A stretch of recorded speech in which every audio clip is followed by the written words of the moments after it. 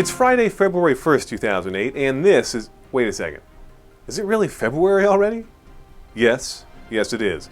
Anyway, it is Friday, February 1st, 2008, and this is the News on Cracked. I'm Lex Friedman, and I'm going to get you drunk, get you love drunk, off my hump. Arnold Schwarzenegger has announced that he is officially endorsing John McCain for president, putting an end to earlier speculation that this was just a rumor. According to Schwarzenegger, quote, "It's not a rumor. A rumor." We know you're waiting for the week in douchebaggery, ladies and gentlemen, but first, we paid a guy to do this, so we better show it. Dan? Thanks, Lex. I'm Dan O'Brien, letting you know what you can expect from the movie theaters for the month of February. First, we have The Eye. Jessica Alba stars as a blind girl who receives an eye transplant and suddenly can see all of the visions and memories of the former owner of the eyes, which apparently includes monsters or ghosts or something. Some shit. Anyway, take that, science!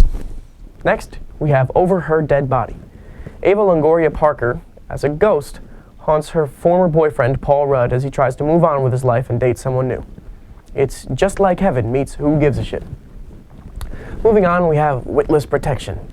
In Witless Protection, Larry the Cable Guy stars as a sheriff who stumbles upon a witness, played by Jenny McCarthy, and the two of them have... I don't even want to keep talking about this. This movie is going to blow. Finally, we have The Hottie and the Naughty. Nate, played by Joel David Moore from Dodgeball, travels to LA in search of Christabel, his dream girl, played by Paris Hilton. When he gets there, he finds out she has an ugly best friend, and then That's it. That's the whole premise of the movie. Okay. Great. Well, in a move that most thought to be impossible, Paris Hilton will appear in a movie wherein she will suck more dick than she did in her film debut. Thanks, Dan. Let's wash the taste of Dan out of our mouths with some douching. It's the week in douchebaggery. Douchebag number 3, President George W. Bush. The Wall Street Journal reports that George Bush will leave a legacy of debt for the country. According to expert financial sources, the debt level has now reached $3.2 zillion shillion kafillion dollars times infinity plus 2, no backsies. On the bright side, I just saved $11 on car insurance by switching to Geico. Douchebag number 2, the weather.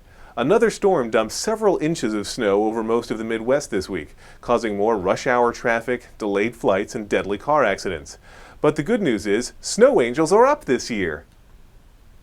And finally, douchebag number 1, Microsoft. The company made an unsolicited $44.6 billion cash and stock offer for Yahoo earlier today.